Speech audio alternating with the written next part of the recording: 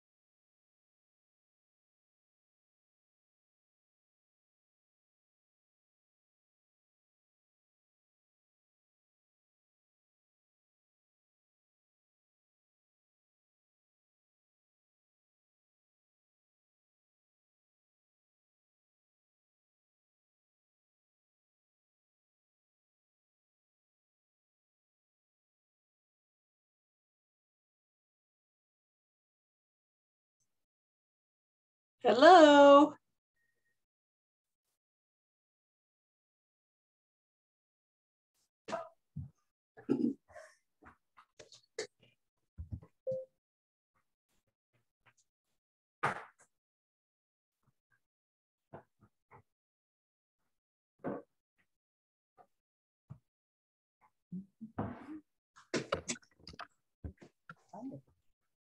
Well, that was a surprise. What? Where that plugged in. Oh yeah. I unmuted you, by the way. Ruthie should be here in just a minute. And I'm on.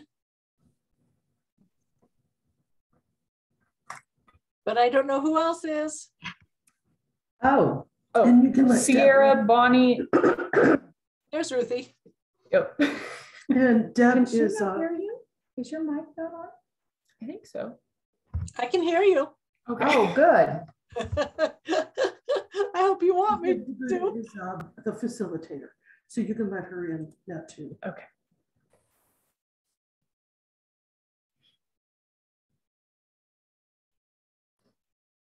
There's Deb.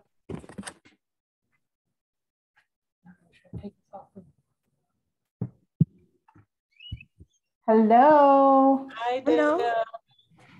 Hi, I was just texting you. My phone is charging and I don't know if it'll be completely charged up by the time the meeting starts. So probably communicating via chat is the best way. And we can do that private. Yeah. Yeah. Yeah. Yeah. Right. And then I was just texting you, Sandy, so I'll give Bruce's phone back to him and delete the message. Well, I'll like it. Can you log on? I'm going to log on to Facebook. Do you do them both at the same time on your computer, Mama? Mm-hmm. So at this point, I am going to go back and join the meeting. Because it's now changed to join. It was start, but you already started it. Okay. So I'm going to join it.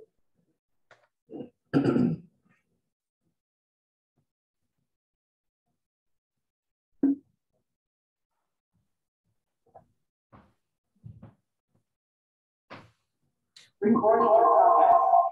Let's. Wow. Yes, I'm getting that. So I'm going to.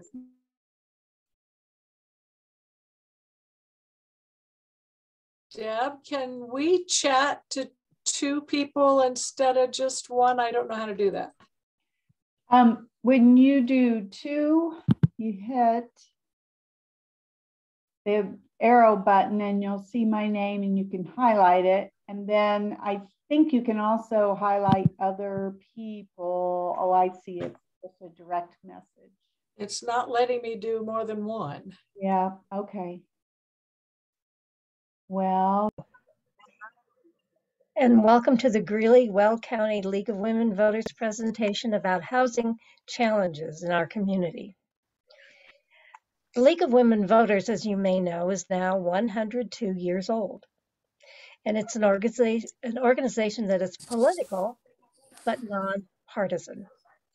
It includes men and women and encourages informed and active participation in our democracy. We work to increase understanding of major policy issues, and we work to influence public policy through education and advocacy. Although the League advocates for issues after extensive study, it never opposes or endorses candidates. Tonight's presentation purpose is to inform all of you about changes, challenges to our system of housing right now. And I know there are many in our community that many of us are concerned about. We hope that your time this evening will help you learn more about those challenges. And there will be an opportunity to ask questions using the chat feature at the bottom of your screen. This evening, a member of our League of Women Voters, Greeley-Weld County, Deb Deboutez, will be our facilitator. And now, thank you, Deb. I will turn the mic over to you. Thank you very much, and welcome everybody. Thank you for joining us tonight as we discuss the housing instability in our community. I'm going to introduce the 4 speakers we have, and then we have about 4 questions that the League has created. But again, if members of the audience have some pressing questions, put them in chat and we will try to get to them in the 1 hour we have together. So our honored guests and speakers tonight are Cheri Witt Brown of the Greeley-Weld Habitat for Humanity. She's the executive director of that nonprofit. I see Nancy Wiehagen. Nancy, I hope I said your name right. I'm sorry.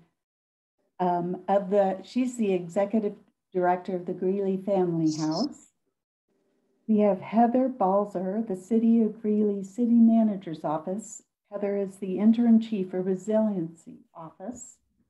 And finally, we have Shawn Walcott at the United Way of Weld County, Weld's Way Home. Welcome, speakers. Thank you for being with us tonight. So I'm just going to launch into the questions. So the first question, and I'll call on you, Cheri, to answer this first question, and then we'll go to the others. So the first question is, having read the dire statistics about Weld County housing instability, what aspects of the numbers concern you and your organization the most? Cheri? All right, thank you. Thank you to the Women League of Voters for this honor. I would say there's so much wrapped up in that question, but 1 in 5 Coloradans are paying more than 50% of their pre-tax income towards housing. So that leaves very little residual income left to pay for food, medical care, transportation. Stresses on families with vulnerable incomes, as we like to say, often are under tremendous stress to meet just basic necessities. So the escalating cost of housing, the fact that we have seen things like lumber prices raise 1,114%. I could just name stat after stat that makes anybody in the housing industry very nervous. But I would fact that so many Coloradans are suffering under the high cost of housing in Weld County and really across our state. Thank you, Cheri. How about you, Nancy? Do you need me to repeat the question or? No, but I'm going to tag team off of Cheri, where she's talking about the cost of the building the houses and the impact on her ripples down to the rental market. And so those families that would have been able to buy a home or build a home through Habitat are now impacted because they're impacted because the rents the rental units are few and far between. And where they are, the rents are now being higher, the supply and demand kind of a thing, where the rents are so high. And we too are seeing unbelievable exorbitant amounts. The issue of that instability then as a image of Weld County concerns me, that this is out across the nation. And what does that do to maybe bringing in economic development when they know that this housing is so affordable and they're trying to bring a company in, and yet they know there's a limited inventory. And when they do get here, it's going to be very, very high. So it impacts the current residents who are trying to maintain and thrive in Weld County, but it has a bigger impact on perhaps what it's going to do for economic stability in our county. Thank you, Nancy. So Heather, we're going to segue to you to answer the same question. How does it affect the city, and what's your perspective? Sure. So I would just agree with everything that's been said previously. And also, and certainly the city's focus or concerns are mounting unaffordability and lack of inventory. And the city would like to see that full range of housing choice, from multifamily, rentals, starter homes, detached, accessible homes, executive, that full range, supportive housing, transition housing, all of that. So looking at that whole spectrum of housing. And in 2019, the city completed a strategic housing plan to address housing along the entire ecosystem, again, of that full range of housing. And we're currently starting a housing needs assessment to really look at those gaps and understand what's missing. And then the city council can talk about what are the possible opportunities or policy changes, whether that's partnerships, whether that's regulatory, whether that's incentive to bring increased affordability and inventory to the city. Great, thank you, Heather. And Shawn, to you. Yeah. The best part about going last is everyone already said amazing things that I can just piggyback off of. But yeah, they're all 100% accurate. And I think the most worrying part is that a lot of the statistics that we see don't tell the whole picture. It's very hard to do that research. And that statistic, I believe that was in the little prompt for this meeting was from 2013 originally. So it's almost 10 years old, and we can imagine it's gotten worse over the years. And I think it's worrying that things haven't improved, and the unaffordable housing has it's become the norm. And there's almost a sense of, yeah, we're going to spend 50% of our income on housing, and that's what we have to do. And we like to talk about affordable housing as the housing for everybody. There's this idea that affordable housing, we're talking about specifically for one population, but everyone should be paying affordable rates for housing. They shouldn't be paying more than 30% of their income. And it's just important to remember that. And it's becoming unaffordable for a large portion of the country, and especially in Weld County, where 50% of people are paying more than 30% of their rent. And some people are paying up to 75% of their income on housing costs. And we scratch our heads and wonder why we haven't been able to get literal homelessness solved when we can't even reduce the housing costs for people that are already housed. Great points. Thank you all. I'll go to the second question, and Nancy will ask you to answer this first. What sort of barriers impede the success of interventions? Why is Weld County the 4th worst in the nation regarding unaffordable housing? I'm not sure I can answer that second part, but for the first part, the barriers that impede the success of these interventions is probably number one. There's been a bunch, but the lack of affordable housing is probably a biggie. Also, just the amount of jobs. I think we need to get back to more industries and more manufacturing positions that used to pay very good dollars, and yet we don't have a lot of that. So the inability to find stable housing or stable employment, would be a big part of it. And something that is more of a trade type rather than a college degree, because there's a lot of the people who either do not want one or cannot do one. And so having that would be a barrier for it. And then again, getting the inventory, you know, there's a lot of building going on, but it's not necessarily affordable. Thank you. Heather, how about you answering this question?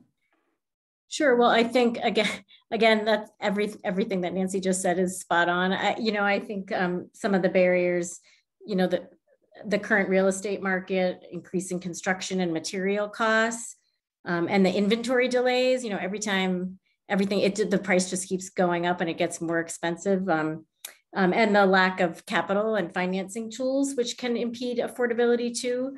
And then I think something that Nancy talked about, which is really critical too, is the gap between the wages and the rising housing costs. So Greeley has experienced strong job growth, but they're not necessarily keeping up with the price of housing. So that income gap is increasing. And so there's also work on a strong economic development strategy that supports high wage jobs coming to the city as well. So that's, you know, it's all part of that whole housing spectrum. Thank you, Heather. Shawn, what do you see as the barriers and why are we the fourth worst in the country? Yeah, there are so many barriers. Weld County is one of the fastest growing counties in the nation. And there are a lot of job opportunities, labor jobs that are low paying, and there hasn't been enough housing developed over the last 30 years to be affordable. And kind of what Heather has alluded to, there needs to be a range of different housing options. So I think we've fallen into this trap that says that everyone needs the same type of housing. And so that's why we're seeing all these $500,000, $600,000 homes that'll look the same being built, and that's pretty much it. But there's a variety of needs in housing. Some people will need the subsidized housing that caps the rent at 30% because they'll never be able to afford a market rate housing because they have fixed incomes. And then there's also the lack of sustainable investments from I would say government level and the federal government, state government level to build affordable housing. There's a lot of red tape through that process, and there's a pipeline, and it's very competitive to get that done. And it can take 5-10 years to get one unit built. And that's a huge barrier. And as Nancy mentioned, economic development is huge too, bringing in a variety of jobs that support higher wages, because part of why it's so unaffordable is because wages haven't increased as fast as housing costs have. Thank you. And finally, Cheri, to you. Yeah, well, again, I love to piggyback on what everybody else is saying because it is spot on. And I'm going to give some real live examples here. Like the median home price in Greeley in 2011 was $130,000. So when we talk about barriers, just a short decade ago, a family, even with any kind of wage that they would earn in Greeley or Weld County, could save enough for a traditional down payment and eventually buy a home. And in America, generational wealth has been centered around home ownership. And home ownership is what has helped many families basically work their way out of poverty and then pass that on down to the next generation. So we're seeing tremendous barriers because we cannot use that traditional method of building wealth in our country. And then wages, we've talked about this. Do you know the average wage to buy the average home, and I'm talking an entry-level home in Greeley and Weld County you have to earn annually $102,000. Okay, that's $49 an hour. And that is a huge barrier, again, because we are not seeing those type of wages. And again, attracting industry into an area like Weld County that is one of the fastest growing in the nation, and Greeley, one of the fastest growing in the nation. We see those barriers from people being able to come here, get those wages to a level where they can either rent or purchase a home. And then, of course, I'm going to talk about the insane cost of construction and land development. I've been in this business my entire life. And years ago, when I first started in the building business, we could build modest homes for rent or, for investment or for home ownership. And this is dating me, but, an average home could be purchased for $58,000. Okay. And imagine the wealth that has been built for people who have bought their homes back then, decades and decades ago. But again, that opportunity is just squeezed out.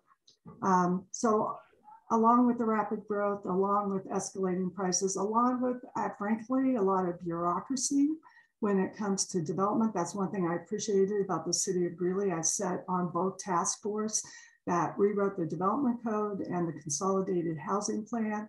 And so, being able to have municipalities that can work with builders and developers, housing providers to really provide solutions that we need solution-based development of all kinds for all kinds of housing. Very good. Thank you. To the audience, I want to remind you, if you have some burning questions, please put them in the chat and we will get to them.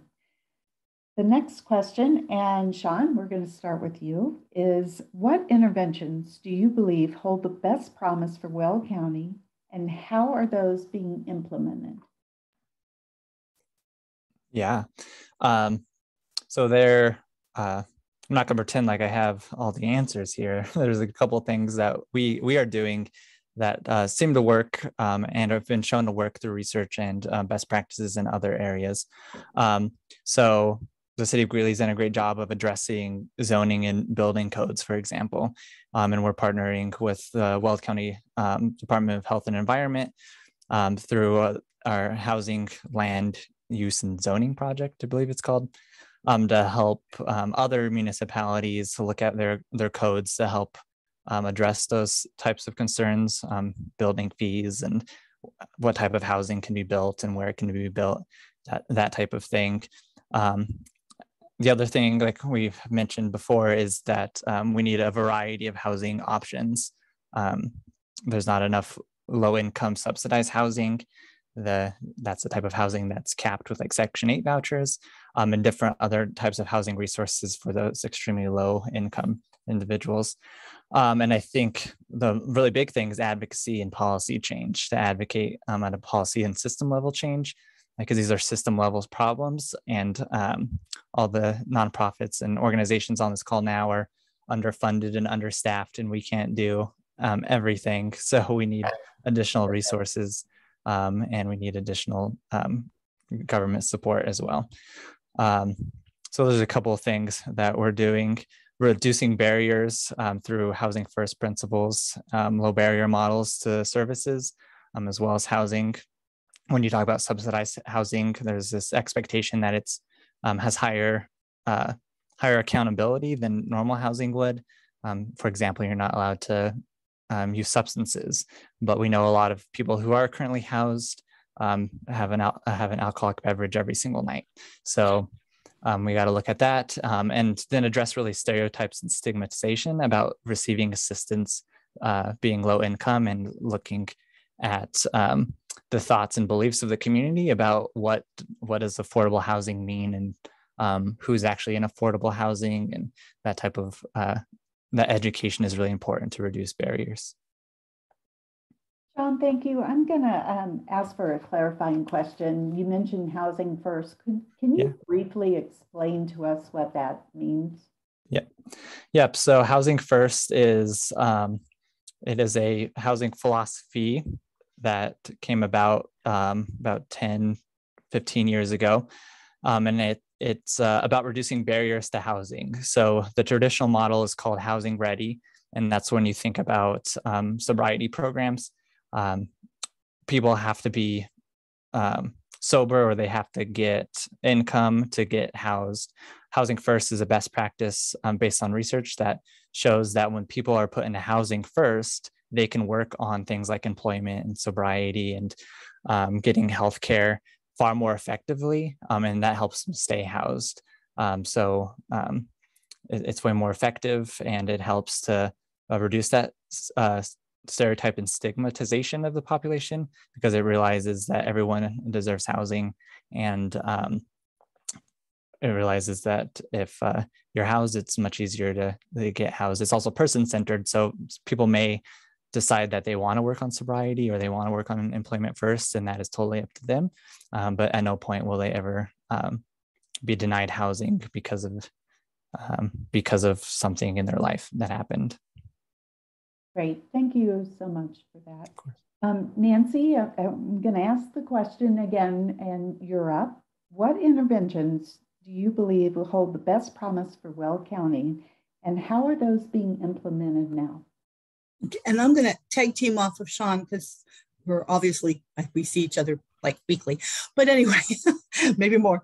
But anyway, one of the things he mentioned was the building and zoning, and I'm tying that back into the stigma of homelessness. And I believe that if we are going to build affordable housing and that, we need to have a broader range of where we're allowed to do it and what we do. You know, a lot of times we encounter protest of low-income houses being built in certain neighborhoods or in certain areas because there is a fear factor of the client base in those, which is not necessarily fair. And so low-income housing does not mean it's going to be bad income housing. So a real education program, removing the stigma that someone who needs assistance, it's a hand up. It is not a handout. We're here to get you back on track and get you back into self-sufficiency. So I believe that that's a huge area that we can do is continue to put our programs in place where we're helping those families get in regardless of their circumstances, but we're also educating the general public that when everybody is housed, everybody benefits. Thank you. And Cheri, we'll ask you the same questions. Do you need me to repeat it? No, Okay. Thank you. Well, I'm going to answer this a little bit differently. I think having housing inventory also is extremely important. The more units you have, whether they're rental, you know, that whole continuum of housing, we're talking from supportive housing to affordable rentals to that next step up into home ownership, but really having that inventory. And one of the areas that Greeley-Weld Habitat is very focused on is creating that unit count. Just in Evans alone, we put over 95 affordable units in less than 2.5 years. That helped replace half of what was lost in the 2013 flood. We have moved to a place now with our new project Hope Springs coming up in Greeley, which will create 491 affordable units. And then with other housing opportunities we've provided, we are putting in less than a decade over 600 affordable units into the Weld County community. So I feel having vision, having a strategic plan of how to get there, you know, because we can talk and talk and talk about, you know, the barriers but I think for one, Greeley-Weld Habitat has really come with a solid plan to create those units, and where those communities can be replicated in Fort Lupton and in Johnstown and in Nunn and in Alt. And that's by building these large scale developments that are very inclusive. And right now, the great thing is we are open for applications year round. That was not the case 5-6 years ago. We had to shut our doors many times to applicants. So I think creating those affordable units and having a clear vision and strategy and having partnerships that clearly deliver results. So that's, I guess that's what I would say about interventions and how they're being implemented. Right, thank you very much. And finally, Heather, what interventions do you believe hold the best promise for Weld County, and maybe elaborate how the city fits into that? Yeah, and I would, again, I'm going to just repeat some of the things that have been said, but As I referenced before, the city's currently, we just got a grant for a housing needs assessment. And so, that's a big piece of understanding those gaps and market challenges so that we can pursue policies that can assist us in filling those gaps. So whether that's incentives for land development, land banking, regulatory opportunities, partnerships, it's going to take a real collective view of this to address these issues. This is good work and hard work, and it's going to take all of us to be successful in finding some solutions. So I think the city really recognizes that and wants to and look at best practices, what other folks have done, and really, so we can provide some options for city council to come back and say, so here's some policy adjustments we want that can help us support this goal of this full housing spectrum in our city, that we can meet this housing continuum. The city's also always continuing to update its land use plans and codes to be clear about the range of housing products it seeks and opportunity areas to increase inventory, again, just like we're all talking about. So that includes infill, redevelopment, rehabilitation, and then new development. So those are all opportunities to continue to build the spectrum of housing. And again, we're all in this together. So it's going to take all of us, and it's just great to be part of this conversation. I think, and the city's also having some community conversations right now about homeless and housing options. And so again, really seeking the community and seeking to understand how the community views these issues and what they see as potential solutions. So thanks for inviting me to be here today. I guess I would just say from the city's perspective, we're just excited to continue to have these conversations so we can move forward. Thanks. Great, thank you, Heather. That's great. I'm going to start the next question with you, Heather. What can the League of Women Voters do to improve the situation? How can we help? That's a great question. I think we just, a partner in continuing to look at the solutions, having community conversations about opportunities to engage and to find solutions. So, like opportunities like this. And I guess, because I can't, and promote partnerships, I think, to address these issues, because again, no one group's going to do it on their own. It's going to take all of us. So we have our next and final in this series community conversation next week, May 18th and 19th. There's an in-person meeting at the Greeley Rec Center from 6 to 7:30 p.m. And then the virtual meeting is Thursday evening, same time, a Zoom meeting. So the city's website has all the information for RSVPing. It's just greeley.gov/homeless and housing services. Lots of great information up there. So again, anything the league can do to help let the community know about these opportunities to engage would be great. Thank you, Heather. Thank you. Shawn, same question. What can the league do to help the situation and to help you? Yeah, great question. So there's a few things. I'm assuming you're all really into voting. So advocacy and advocacy and just supporting advocacy change, policy change through civic engagement is a great way to address those structural issues that I alluded to before. And then Weld's Way Home, which is the initiative that I oversee, is always looking for community engagement and more input on what that on solutions and how to address different parts of these challenges.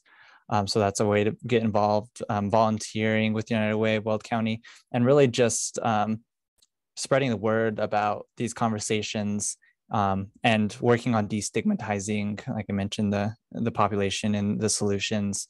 If we talk about it like any other normal topic, when it'll help to destigmatize it, and more people will start to realize that they probably know someone that's really struggling with household instability.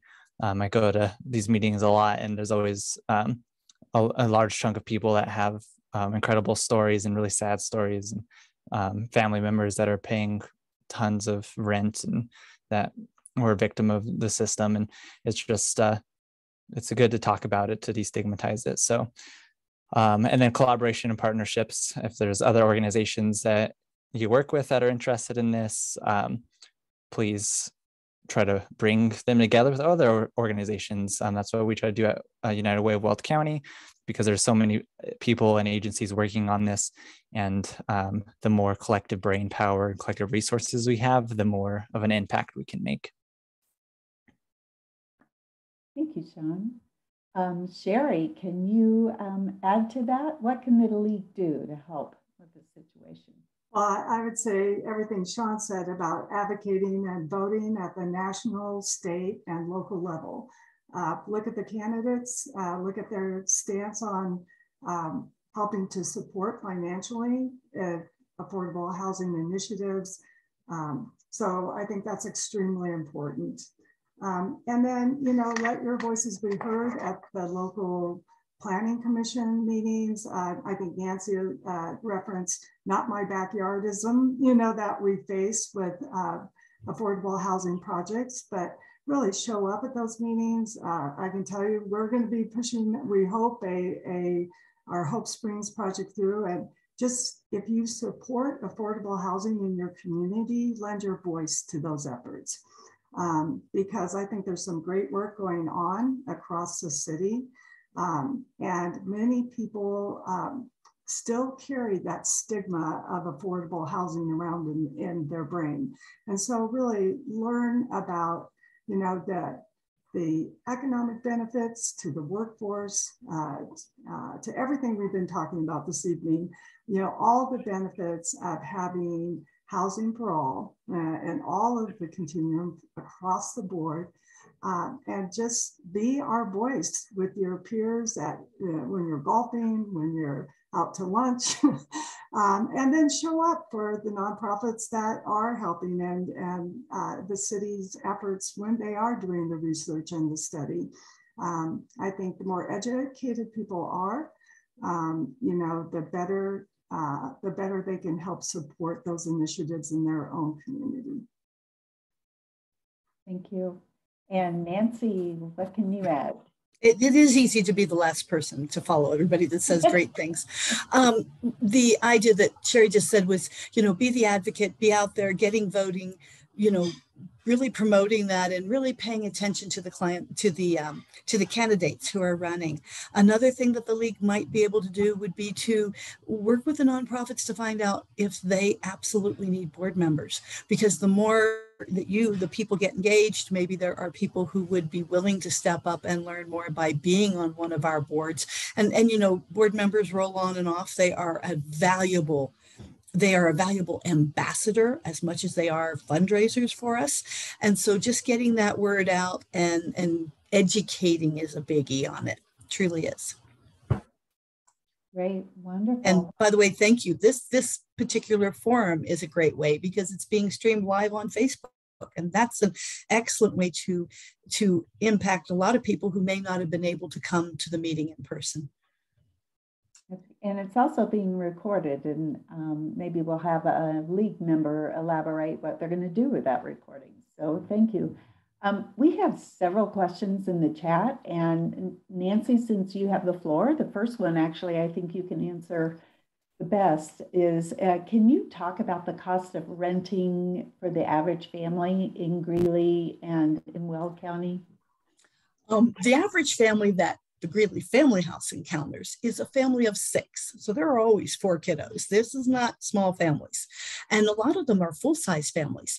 A 2-bedroom, 1-bath in our market right now that we just found out when we've been doing some comparables is $14.95 a month.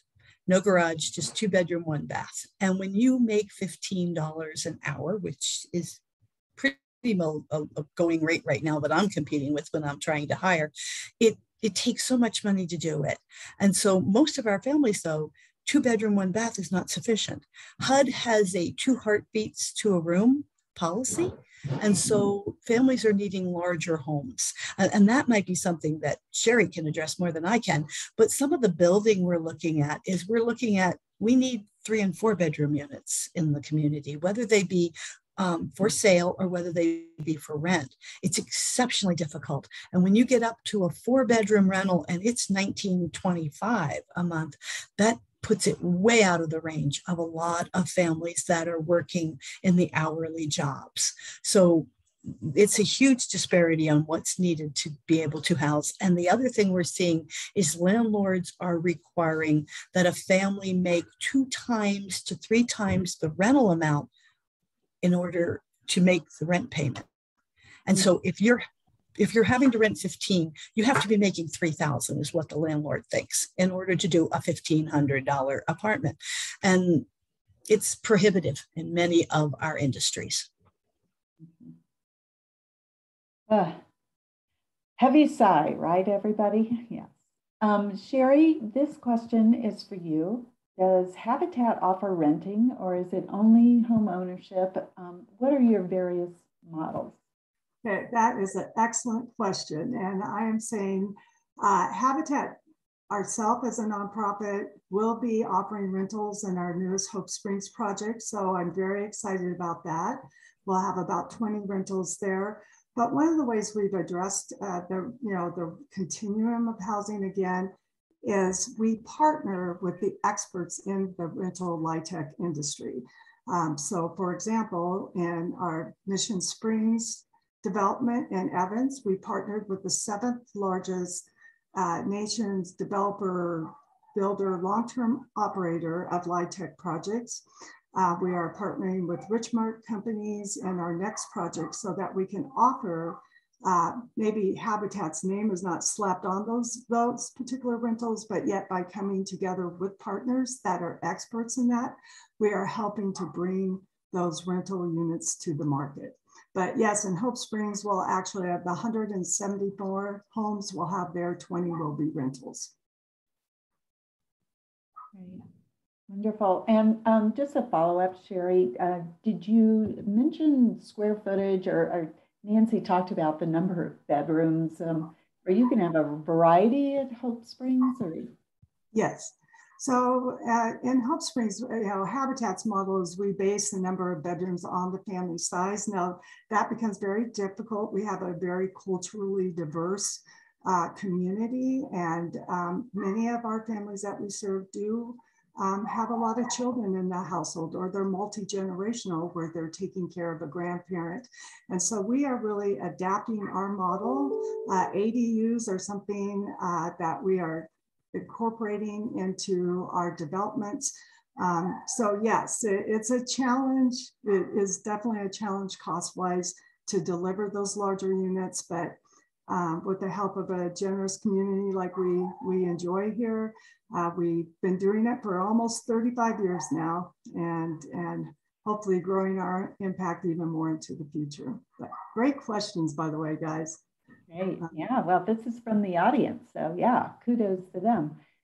Shawn, this next question is specific to you. Could you tell us how Weld's Way Home works? Yeah, great question. So Weld's Way Home is the name of United Way's collective impact initiative to address, prevent, and end homelessness in Weld County. So when I say Weld's Way Home, I'm talking about a group of partner agencies and community collaborators that have come together to create a strategic plan to address household stability. So Weld's Way Home started in 2016 with the first plan.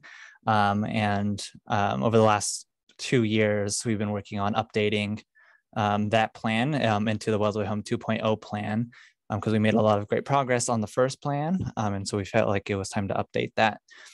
So the community partners meet monthly to talk about, to do some community needs assessments and look at the data, and then prioritize where the group feels like they can make an impact.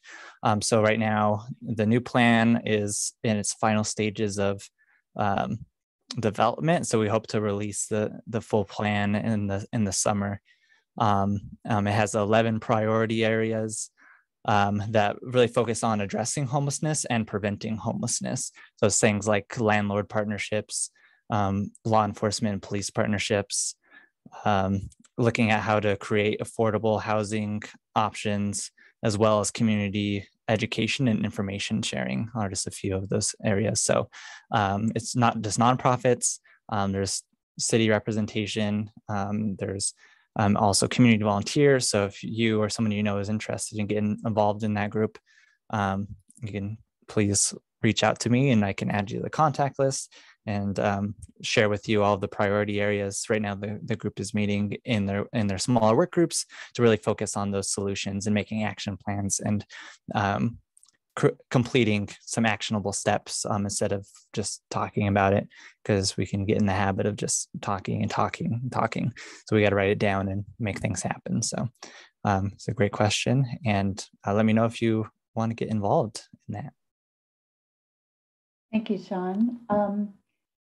The next question I have, Heather, I'll start with you, and then maybe Cheri will be able to elaborate. And that is the complexities of pulling together an affordable housing project. I wonder if you can just, it's so complex, I know, and could be a whole lecture on putting together a project, but can you elaborate the High Plains Housing nonprofit has started thinking about building affordable housing, I know, but the pieces they have to put together to finance such a project, I think would be really helpful for this community to know how difficult it is to put together an affordable housing project. Can you just give us a small glimpse of what it's like? I can try. I think, right. So and Nancy and Cheri can probably, and Shawn, I mean, everybody can jump in here. You guys build affordable housing, so, or work with partners that do, but there's the cost doesn't go down because it's affordable. The cost, what it costs to build a unit. So how do you make sure, how do you address either land costs? Is that through, do you allow higher density? Do you provide incentives? And then there's also the financing and the funding that, again, there's cycles and streams, deadlines for the LIHTC and all of that. So the tax credit program. So you got to fit into the cycle. You've got to have had your zoning and your approval that you can build on that site. You've got to have had the money up front to do your architectural work and your plans. And then you have to make sure you can have vouchers, especially for the more for the 30% and below AMI, and so there's just so many pieces and parts, and I think that's why partnerships are so key to all of this. And then also, how can, again, what are those housing gaps and needs, and then how can the city work to, again, either partner, incentivize, regulate, what are those tools that are out there?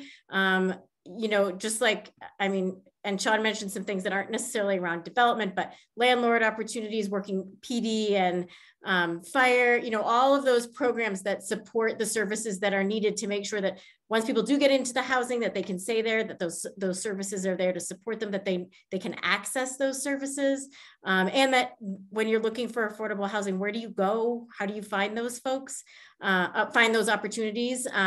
And work with the agencies and the partners in the community to help you meet your needs. So there's just such a huge array of steps to take, and it's a lot of work, and it'll take all of us to continue to find solutions. But again, you have a significant nonprofit population here in Weld County and Greeley who are doing great work around this affordable,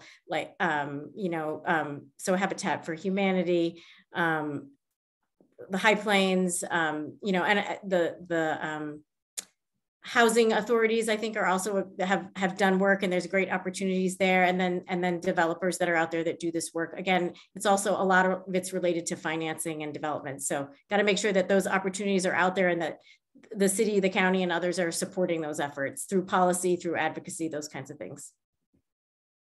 Wonderful. Thank you, Heather. Cheri, did Heather miss anything? Do we need to? Well, ironically, I just spoke about this issue at the Business Real Estate Summit. It's how do you put these large scale developments together, because it is very complex, and it is something that takes financing stacks, leveraging partnerships, really a lot of creativity. But I don't know, I'm Pollyanna. I always believe something can be done. You know, if it needs to be done, I believe there's a way with very strategic planning in the early process. You know, again, everything Heather said is correct. It really does take multitudes of partnership. For example, just met with the school district and they agreed to waive their fees for our project. And that amounts to about $2,000 per home. And that adds up over 174 homes. So, but you know, the city is a partner in CDBG dollars, but we also have to go to CDFI partners, and we have to have the generosity of the community that's willing to help support initiatives, housing initiatives. But again, being in the real estate and construction business and land development business my entire life, it doesn't get any easier. And I think there's an urgency in this city and in this area to create as many housing opportunities as possible. And so I'm just excited that we're having conversations like this, and everyone is coming to the table, you know, to, you know, United Way's work, through Weld Way's Home, Nancy, you know, all of these various types of housing, you know, opportunities are needed in a community. But if we all let the, you know, I kind of like go back to the experts, you know, learn from the best of the best. You know, that's what I did in Habitat. I looked at what Houston was doing large scale mixed income communities, and really fashioned our model off of what Houston was doing and the great work they're doing. But it's very complex. Deb, you hit it right on the nose. And I'm reading what Chalice is writing in the housing just joined the board. And she says they're getting ready to bring 50 to 60 supported units by the Rodarte Center. So there again, it is lucky that we have so many nonprofits that really want to develop expertise and develop community members to accomplish this work. Thank you so much. So just being cognizant of the time, we have about 10 more minutes. And so I'm going to throw this question to all the panelists. What did you wish we asked you tonight? And I'll give you a second to think about that. Nancy's got the biggest smile, so she must have a great answer. No, not necessarily. I was thinking that you had asked everything, but more than anything, I learned so much more from the other panelists. And it was really nice to see that. The biggest thing that you asked, and I'm glad you did, is you asked us to participate. And I have to go back, you know, Cheri was mentioning stuff going on and where they learned from Houston and that, but she mentioned something earlier about having a strategic vision of where we're going. And I've always thought that there's a way to say yes. That's always been my philosophy. It'll take more time, more money, you know, more expertise, but with a strategic vision of what we want Weld County to look like and how do we want that housing to fit into that and the people being successful in our community. I think that's key to really starting the conversations and moving forward. It gives us those plans. Wonderful. Great. How about you, Cheri? What do you wish we asked you tonight? I wish everyone in this community had a safe and decent place to live, like every single solitary soul. I mean, that's Habitat's vision. It always has been. It's something, you know, we work at and have been working at for over 44 years, you know, again, 35 years, but really that there is no one left out, no one left behind. And that everyone can go home and shut the door and have that security, whether they own it or rent it or however it's provided to them, that they have a safe place to lay their head on their pillow at night. And food in their bellies. But that's a little grandiose, but that really is what a perfect world to me would look like. Let it be so. Very good. Heather, how about you? Is there something you want to answer? No, I think it's great that everyone's here talking about this issue. It's, you know, what are you hopeful for maybe? And I think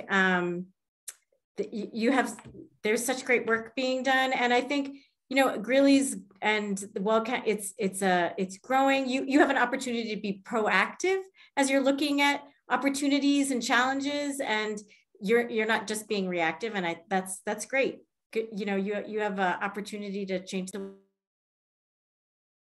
Oops, sorry. Hopefully you heard that. So and it's great to learn from everybody. I totally agree with Nancy that it's just great to hear what everybody else has to say. That was the best part about it. Yeah, wonderful. And finally, Shawn. Yeah, I think all these questions were great and you covered so many things. One of the things I would like everyone to ask themselves is really what are your beliefs around people experiencing homelessness and household instability, and where can you challenge your own internal biases about that population? Because I think that's the first place to start when having these conversations, because you don't realize it until you think about it. And if you want to share with the community and talk about this issue, then you need to be careful on how you think and what you believe, because we all grew up around a culture of stereotypes and stigmatization about this, and pull yourselves up by your bootstraps kind of mentality. And when you really start thinking about the issue, challenge yourself and think, does it really have to be this way? Is this really the norm? Something doesn't add up, and why is that? And then seek information to figure out why that might be. Because there's a lot of good information out there and a lot of different ideas on what might work. So that's what I would like the group to ask themselves. That's a wonderful point. Thank you. So I'm going to solve this message. As we said, the League of Women Voters is recording this, and this will be on, it's in the chat somewhere. It's on the League's website. There it is. Tomorrow, this recording will be on the League's website, which is www.lwgreeley-weldcounty.org, as well as their Facebook page. So please promote this recording and share it, and start talking to your neighbors and your friends. And then again, Heather, will you please announce the community conversation next week that you're sponsoring? Yes, absolutely. So again, May 18th and 19th, 6 to 7:30 p.m. On the 18th, it's at the Greeley Rec Center in person. On the 19th, it's virtual. And so, we'd like if folks can RSVP for one or both. So just go to the city's website, greeley-gov.com, and there's a header there about the community conversations. And it's also, it's greeley-gov.com/homeless and housing services. But if you just go to greeley-gov.com, you'll see it. It'll be up there. We'd love to have you join us. Right. So a lot of good work going on trying to help people who are homeless all the way up to homeowners. And it takes an entire community. And thank you all for participating. Our speakers are just wonderful tonight. And I've been in this business a long time, and I wrote down copious notes. We are so lucky to have such dedicated and informed advocates in our community. And at that note, if there are no more questions, League members, may I close the meeting? All right. Thanks again, Cheri Witt Brown, Nancy Wiehagen, Heather Balser, and Shawn Walcott for being our speakers. It was a terrific panel tonight. I appreciate your time. And thanks to the audience for caring, and look forward to seeing you next time. Take care. Bye-bye.